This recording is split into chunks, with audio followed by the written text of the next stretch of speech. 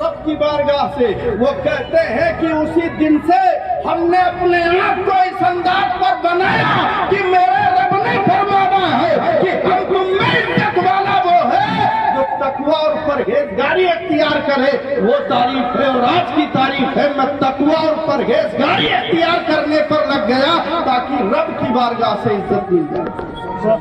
बताओ यही हाल हमारा है? भाई का हक पाए तो हम दबा दें, कमजोरों को पाए तो हम दबा दें, यही है ना? अरे हम जिस इमाम को मानते हैं हजरत इमाम आजम अबू हनीफा, इसलिए ये मसलके आला हजरत जो है ये दरअसल मसलके इमाम आजम अबू हनीफा ही का नाम है ना। तो हजरत इमाम आजम अबू हनीफा का पड़ोसी एक यहूदी था। यहूदी अपना मकान बेच रहा है तो कहता है कि मैं इतने दिरहम इस मकान की कीमत लूंगा, और इमाम आजम अबू हनीफा जैसा पड़ोसी दे रहा हूँ उसकी कीमत इतने दिरहम अलग से लूंगा।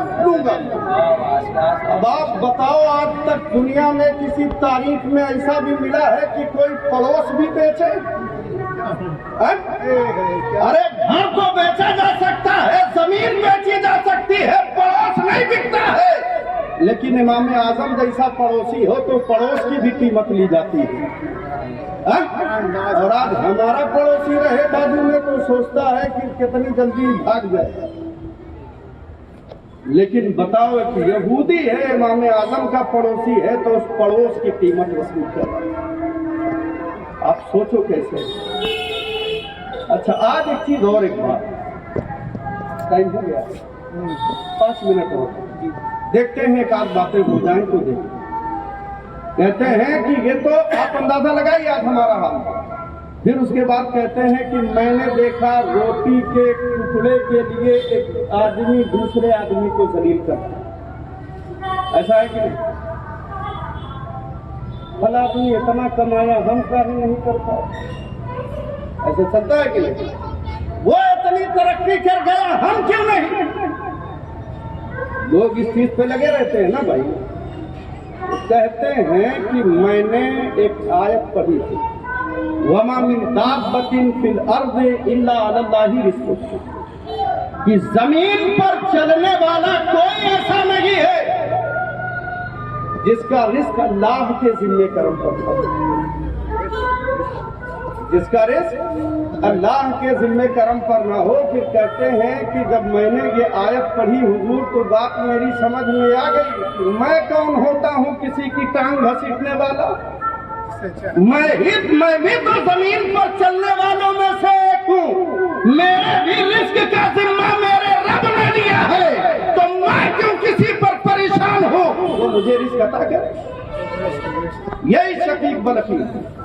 एक मर्तबा एक मस्जिद में गए तो देखा एक बरगुज़ीदा बंदा है अल्लाह का, मस्जिद के कोने में बैठ करके अल्लाह अल्लाह कर रहा। उससे पूछते हैं कि मेरे भाई एक बात बताओ, तुमने ये कहाँ से सीख लिया कि मस्जिद के कोने में बैठ करके अल्लाह अल्लाह किया जाए? कहाँ से सीख? ये बात कैसे आपको पता चली कि मस्जिद के कोने में बैठ करके सिर्फ अल्लाह अल्लाह किया जाए और कुछ न किया जाए? तो कहा हुजूर एक सहरा से मेरा गुजर, तो सहरा में मैंने देखा एक परिंदा पड़ा हुआ है जिसके दोनों दाहिने टूटे हुए हैं, उसका जो पर है वो टूटा हुआ।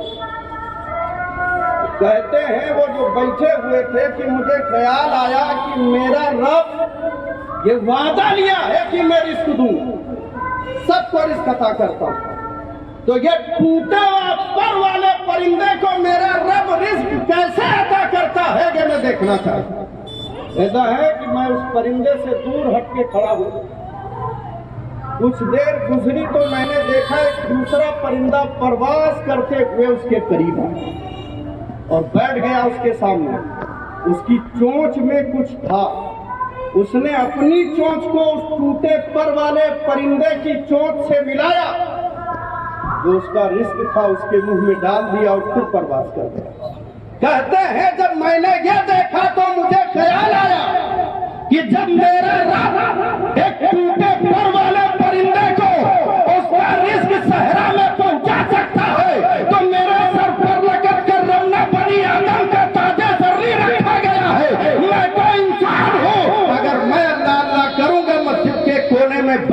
चाहिए, तो क्या मेरा रब मुझे रिस्क नहीं अता करेगा?